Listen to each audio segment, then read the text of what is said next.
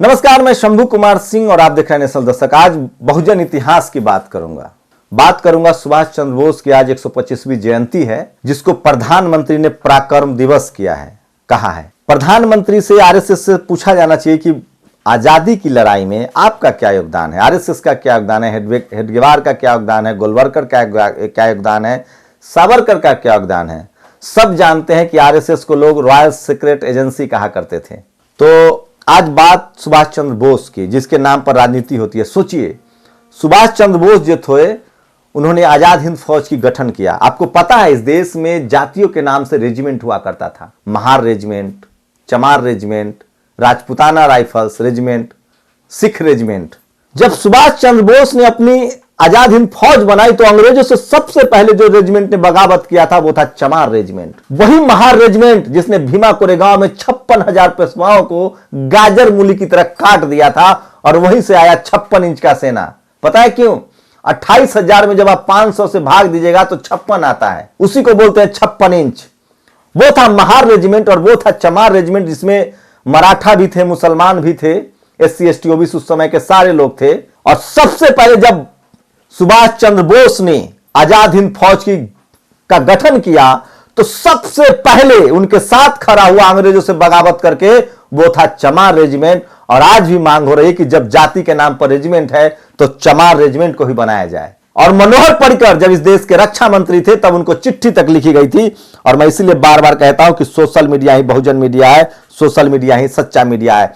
चमार रेजिमेंट और उसके बहादुर सैनिक के विद्रोह की कहानी उन्हीं की जुबानी। सतनाम सिंह की एक किताब छोड़िए, अंग्रेज की फौज छोड़कर नेताजी सुभाष चंद्र बोस के साथ किस सेना के रेजिमेंट ने साथ दिया था? वह थी चमार रेजिमेंट। इसकी सजा के तौर पर 1946 में चमार रेजिमेंट को भंग कर दिया गया, अंग्रेजों ने भंग कर दिया। वीरता की मिसाल कायम करने वाली इस रेजिमेंट को फिर कभी नहीं बहाल किया गया। यह थी इस देश की सच्चाई। दिलीप मंडल आगे लिखते हैं, the first battalion of Chamar regiment fought to the battle of Rangoon, Imphal and Kohima with 42 jawans laying their lives. Chamar regiment ने रंगून की लड़ाई लड़ी, इम्फाल की लड़ाई लड़ी, कोहिमा की लड़ाई लड़ी और 42 शहीद हुए। द जवान of the regiment have deserted the British army to join the Indian National Army. Subhash Chandra Bose के आजाद हिंद फौज के लिए चमार रेजिमेंट ने अंग्रेजों से बगावत कर दी थी।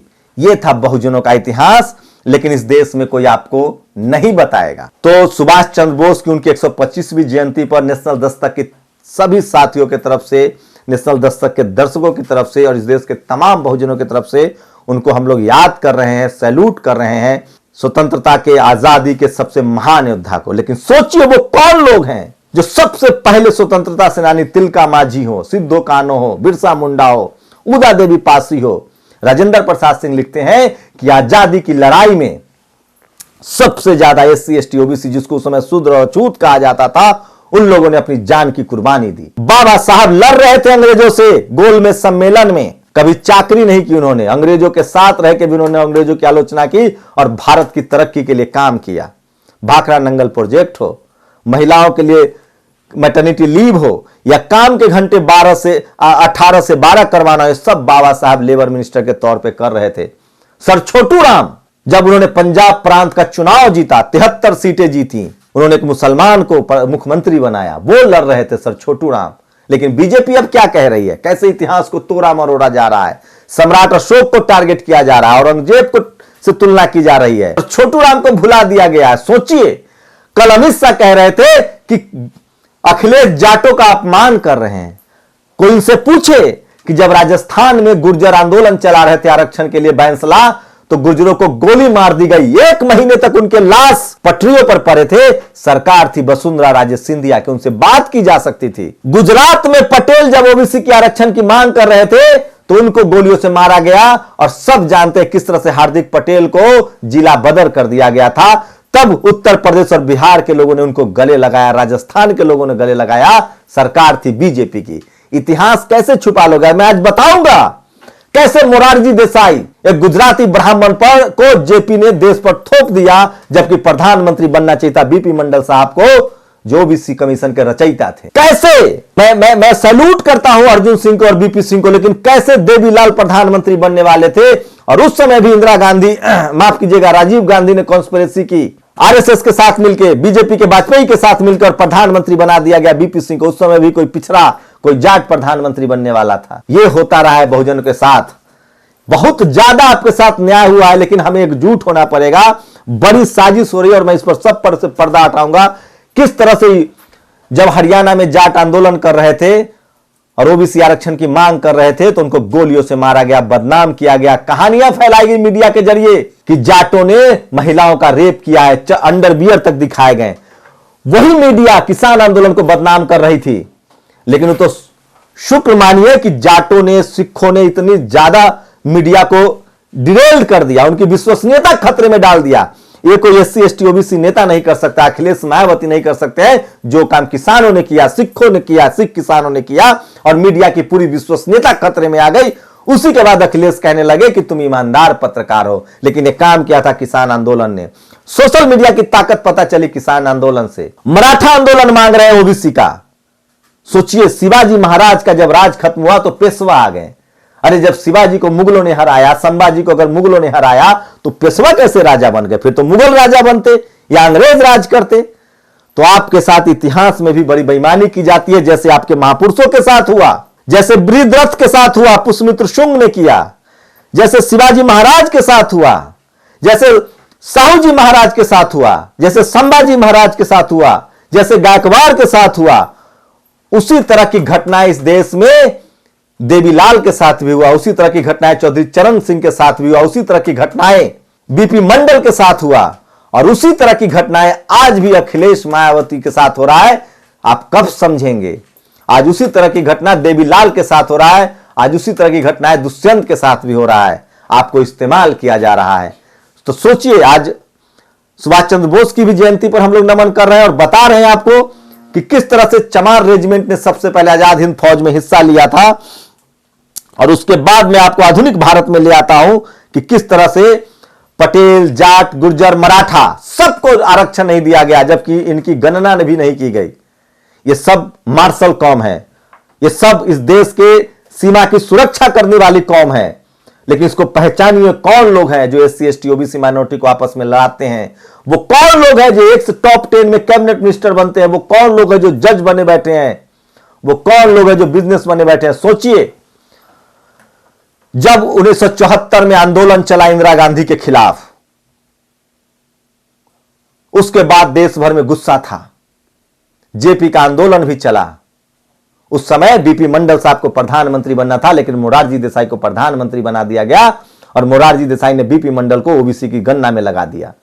उसके बाद भी बीपी मंडल मानकर उन्होंने ओबीसी की गणना की और 4000 से ज्यादा जातियों को ओबीसी में कहा, लेकिन मोरारजी देसाई ने उसको लागू नहीं किया।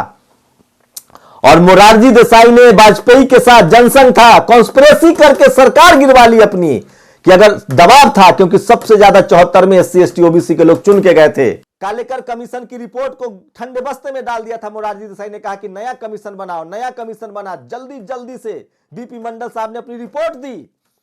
4000 जातियों को ओबीसी में लाना था, जाट, गुर्जर, मराठा, पटेल सबको उसी समय आरक्षण देना था। लेकिन एक ब्राह्मण मोरारजी देसाई ने नहीं होने दिया और वाजपेयी के साथ मिलकर अपनी सरकार गिरवा ली।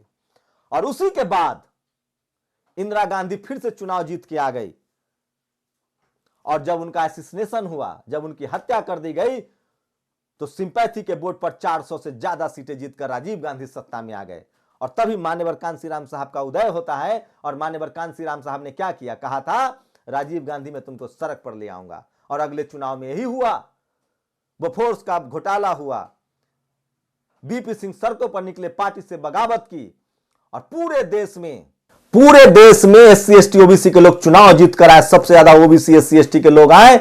26 से ज्यादा सीटें बीएसपी ने जीती और उस समय प्रधानमंत्री बनना था देवीलाल को। लेकिन देवीलाल को राजीव गांधी ने और वाजपेयी ने मीटिंग करके कहा कि किसी भी तरह से कोई पिछड़ा दलित प्रधानमंत्री न बन जाए, देवीलाल न प्रधानमंत्री बन जाए। उन्होंने बीपी सिंह को बनाया। उसके बाद जब पिछड़ों ने कांशीराम साहब के दिशा निर्देश पर आंदोलन किया, कहा कि अब तो मंडल कमीशन लागू करो, तो बीपी सिंह को सत्ता बचाने के लिए मंडल कमीशन लागू करना पड़ा। और आडवाणी और वाजपेयी ने सरकार गिरा दी और लेकर चले गए कि ओबीसी को गुमराह करना है, और वो लेकर चले गए मंडल वर्सेस कमंडल। राम की राजनीति शुरू हो गई और उसमें राजीव गांधी ने साथ दिया। वहां मूर्ति रखवाई गई, ताले खोले गए और देश को हिंदू मुस्लिम के दंगों में झोंक दिया गया। और उस ओबीसी की लड़ाई लालू यादव ने लड़ी। जब वो मुख्यमंत्री थे बिहार के, आडवाणी को गिरफ्तार कर लिया उन्होंने और वो दिल्ली आए और जितने इस देश के सवर्ण वकील थे, कहा कि हमारी लड़ाई लड़िए आरक्षण की सुप्रीम कोर्ट में। सारे सवर्ण वकीलों ने कहा कि मैं नहीं लड़ूंगा, चाहे तुम जितना पैसा दे दो। एक मुख्यमंत्री का केस लड़ने के लिए तैयार नहीं था। तब राम जेठमलानी ने केस लड़ा, लेकिन वो केस पूरी जीत नहीं हुई और सिर्फ 1200 जातियों को ओबीसी में शामिल किया गया। कितनी बड़ी कॉन्स्पिरेसी हुई। और वो आज भी कॉन्स्पिरेसी चल रही है आपके साथ।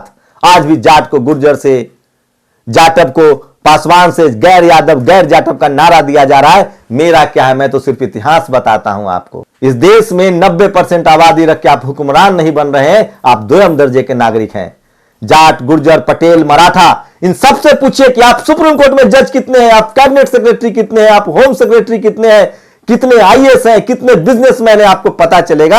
इस देश के संसाधनों पर सिर्फ 4% लोगों का कब्जा है। यह है हकीकत। और ये सब कुछ राजनीति के जरिए हो रहा है। ये सब कुछ आरएसएस और बीजेपी कर रही है। और यही सब बात जब मैं आपको बताता हूं, क्योंकि हमारे पास पहले कोई टीवी नहीं था, अखबार नहीं था, अब सोशल मीडिया के जरिए मैं बताता हूं, तो मुझे कहा जाता है कि आपको मार दिया जाएगा। अमित शाह कहते हैं कैराना जाके हिंदू मुस्लिम करते हैं लोग। तो सोचिए, अमित शाह कहते हैं कि जाटों का अपमान हुआ। अरे सर, हरियाणा में आपकी सरकार थी, दर्जनों जाटों को गोली मार दिया आपने। तब कहां था आपका जाट प्रेम? अरे साहब, अभी तो 1 साल पहले बॉर्डर पर जाट बैठे थे, कीले ठुकवा दी थी आपने। 700 से ज्यादा जट किसान मर गए। तब आपका प्रेम कहां था? फूट डालो और राज करो, अंग्रेजी की नीति नहीं थी। अगर अंग्रेजों की नीति होती तो 100 देशों में अंग्रेजों का राज था, सूरज नहीं डूबता था। हर देश में फूट डालो वाली राजनीति होती। फूट डालो और राज करो, ये मनुवादी, ब्राह्मणवादी और जातिवादियों की नीति है, जिसकी खोज भारत में हुई है। तो मेरा क्या है, मैं तो आपको कहानियां बताता हूं, इतिहास बताता हूं। यूपी में भी वही इतिहास दोहराया जा रहा है। एससी को एसटी से, एसटी को ओबीसी से लड़ाया जाता है और इसमें सबसे बड़ी भूमिका मीडिया की है। तो इतिहास याद कर लीजिए, जब सुभाष चंद्र बोस ने आजाद हिंद फौज की गठन की थी तो अंग्रेजों से बगावत करने वाला पहला कोई रेजिमेंट था तो वो चमार रेजिमेंट था। और क्या बताऊं आपको, ये देखिए, खून छेड़खानी से तंग युवती ने दे दी जान। ये कहीं और की खबर नहीं है, ये महोबा कंठ की खबर है। यूपी में ये सब चलेगा। वो वीडियो नहीं दिखा सकता, तस्वीरें नहीं दिखा सकता। लखीमपुर खीरी में एक बार फिर से पुलिस कस्टडी में एक शख्स की इतनी पिटाई हो गई कि उनकी मौत हो गई, लेकिन ये टीवी अखबार पर खबरें नहीं दिखेंगी। ऐसी तमाम सच्ची और सटीक खबरों के लिए आप लोग देखते रहिए नेशनल दस्तक। इसलिए मैं कह रहा हूं कि सोशल मीडिया ही सच्चा मीडिया है, सोशल मीडिया ही बहुजन मीडिया है। शुक्रिया। नेशनल दस्तक की आपसे गुजारिश है कि अगर इसको बचाना चाहते हैं तो नेशनल दस्तक को सब्सक्राइब करने के लिए रेड कलर के सब्सक्राइब बटन को दबाएं, फिर बेल आइकन की घंटी दबाएं। नेशनल दस्तक को बचाने के लिए बहुत जरूरी है कि हर खबर को शेयर करें, लाइक करें, कमेंट जरूर करें।